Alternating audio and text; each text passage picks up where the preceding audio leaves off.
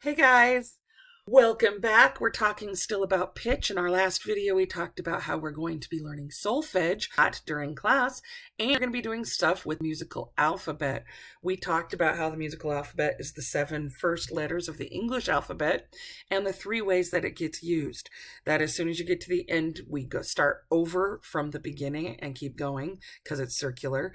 That we can start on any letter of the musical alphabet, and then we can go in either the forwards or the backwards direction and still be correct. Hopefully you've had some time to practice that so that it makes sense.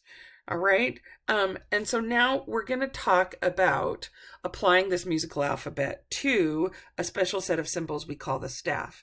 The staff is the 5 lines and the 4 spaces that you can see here. I don't know why the C is there. Lucky us, it just showed up early. Yay! But when you see the set of staff lines, you need to know that we talk about them separately. So we talk about the lines of the staff and we number them from the bottom. The first, second, third, fourth, and fifth lines, and the spaces in the staff. First, second, third, and fourth. There is a space above and a space below. And then like it says down at the bottom, we can extend the staff using small line segments called ledger lines. Now you can also see to the extreme left-hand side, this symbol that's all funky looking. Its official name is the treble clef, but that is a sucky name for it, mostly because clef is the old French word for key. So like when you look at a map, you look at the key to understand how to read the map. Well, the clef is the key to knowing how to read off the staff. Now, treble is a word that means high and therefore tells us nothing about the staff. A better name for this is the G clef. Why? Because when you take a look, the big fat part of the bottom of the treble clef symbol wraps around the second line from the bottom, and that is the G line. That tells us out of all the lines and spaces on the staff, that one, the second from the bottom, is equivalent to G. Now, it's important to remember that the staff has 2 directions. You can go down from a line or a space, or you can go up from a line or a space. Now, remember, the musical alphabet has 2 directions. Those directions are forwards in the musical alphabet, like A, B, C, D, E, F, G, A, or backwards in the musical alphabet, G, F, E, D, C, B, A, G.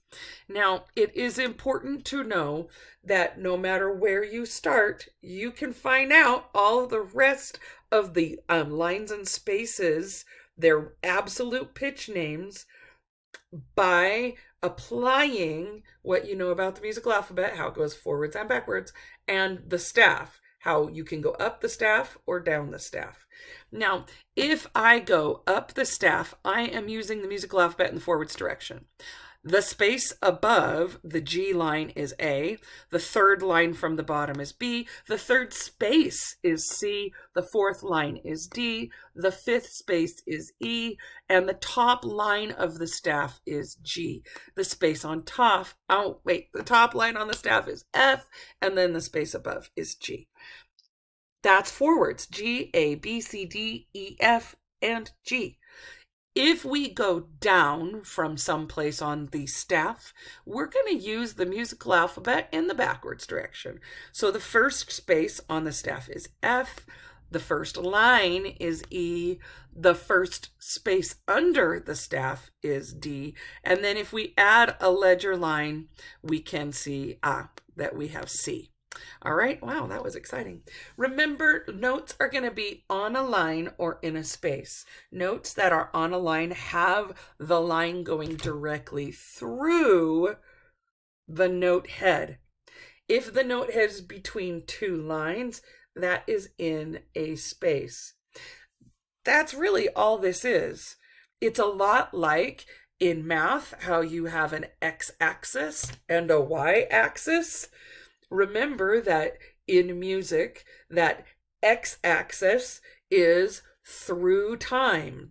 We start at the beginning and read just like we do in language arts. We read from left to right. And if we're on the horizontal, that's through time. If we're doing something on the vertical axis, that y-axis, each segment either up or down vertically tells us about the pitch.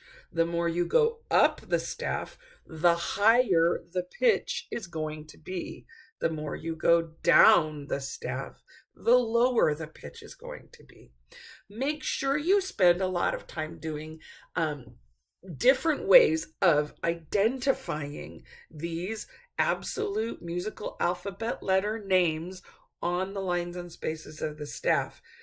We will be using our hands during class in a hand staff way. This is G. If I go up, it will be alphabet forwards. G, A, B, C, D, E, F, G. And if I go down, it'll be backwards. G, F, E, D. The first ledger line is C. The space under that ledger line is B. 2 ledger lines below would be A.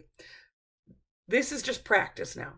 It's not hard. You don't have to call the Psychic Friends Network to, get them to look into their crystal ball so you can read the language of music. It's actually really logical, but you got to practice it.